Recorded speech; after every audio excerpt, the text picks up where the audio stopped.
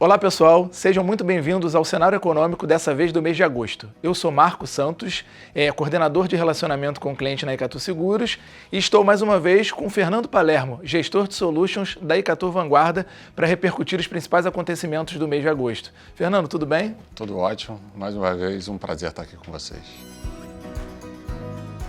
Fernando, quando a gente olha no mês de agosto o ambiente global, ele acabou sendo mais favorecido, um pouco melhor, né, analisando ao longo desse ano. Especificamente, mesmo com fatos geopolíticos relevantes e econômicos também. Quando a gente fala de Estados Unidos, dentro do cenário de inflação, a gente acaba olhando uma inflação ainda acima da meta, mas com um viés de desaceleração. Por outro lado, menos postos de trabalho, quando a gente analisa ali o mês especificamente de agosto. Acho que o Banco Central ainda tem uma certa cautela referente à taxa de juros, mas fala um pouquinho para a gente sobre ambiente global e especificamente entrando nos Estados Unidos. Tiveram eventos relevantes, como você citou, né, de inflação, que apesar da desinflação que a gente vinha tendo, o efeito de tarifas vem batendo um pouco nos bens, né, a parte de serviços segue no patamar acima da meta, mas seguiu esse processo de desinflação. Os dados de trabalho foram uma grande surpresa, né, que a gente teve mais recentemente com a revisão dos dados, né, de emprego para baixo,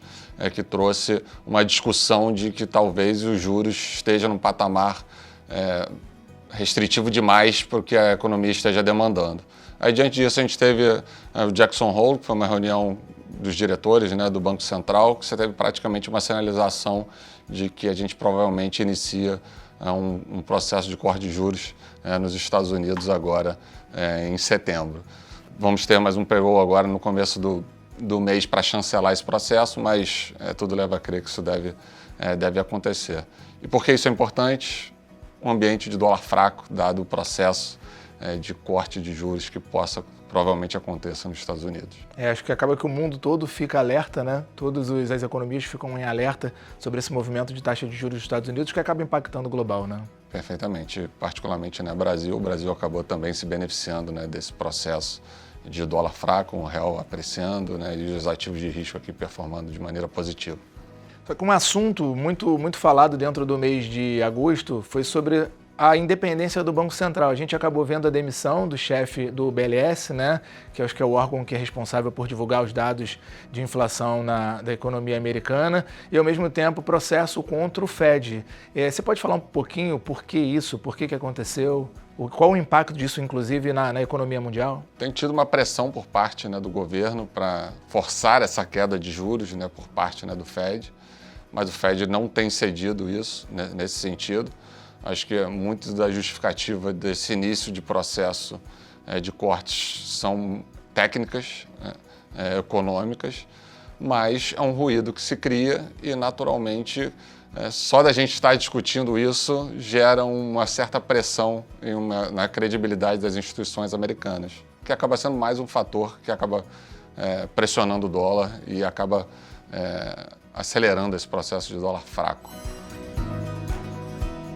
Fernando, falando um pouquinho sobre o Brasil, a gente conseguiu ver uma boa atividade dentro do mês de agosto, né? Acho que com uma bolsa acima das expectativas, a inflação ainda acima da meta, né? Acho que o Banco Central também com uma certa cautela, não tão diferente dos Estados Unidos, né? Como a gente citou anteriormente, mas com uma certa cautela.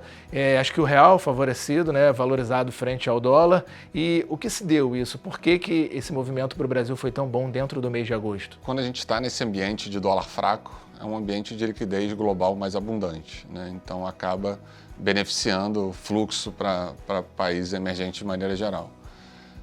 Além disso, também esse ambiente de dólar fraco, de apreciação do real, acaba ajudando na inflação, que acaba ajudando o Banco Central a combater, né, a inflação, e a gente está vendo esse processo, né, de desinflação que está acontecendo no Brasil, e a gente já está vendo esse processo de queda das expectativas de inflação. Mas, como você bem comentou, ainda estamos num patamar, né, acima da meta de 3%.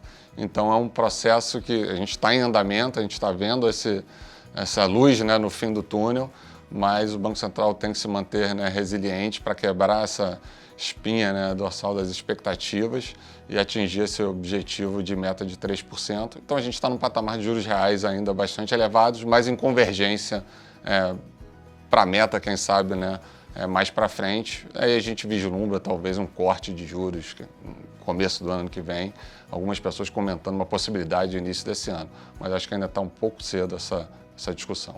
E uma pergunta que os investidores sempre fazem, né, na consultoria é um bom momento para entrar agora na Bolsa? Não é um bom momento? Eu preciso esperar? Ou eu entro depois do início de corte de juros, que naturalmente acaba, de alguma forma, favorecendo o cenário de renda variável? O que você tem para falar com esse investidor hoje que está com a gente na Icatu Seguros? A gente, de fato, tem dois vetores positivos relevantes. Um que é o externo, né? Se a gente está nesse ambiente de dólar fraco, maior liquidez global acaba sendo um vetor relevante para os ativos de risco globais, tanto que a gente viu no primeiro semestre não foi um movimento particular do Brasil, foi um movimento global. E esse vetor de política monetária, que de fato, quando a gente entra num processo de corte de juros, acaba beneficiando os ativos reais, e Bolsa não deixa de ser, né, um ativo real e acaba performando bem.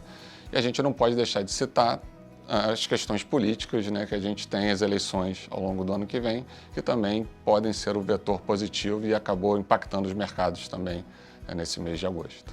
Acho que o maior recado é que o mais importante é sempre a diversificação e, de alguma forma, investir ao longo prazo, né? Eu acho que esse é o melhor recado que a gente pode dar para o investidor que está em casa, né? Perfeito. E ao longo do tempo, lembrando que os juros reais no Brasil ainda estão em patamares bastante elevados. Então, esse processo, acho que faz sentido um aumento gradativo, né, de risco, mas de maneira moderada e bastante diversificada. Gostaria de agradecer mais uma vez a presença do Fernando Palermo. Fernando, muito obrigado pela presença. Obrigado, sempre um prazer. E esse foi mais um Panorama Econômico. Espero vê-los no mês que vem. Obrigado e até a próxima.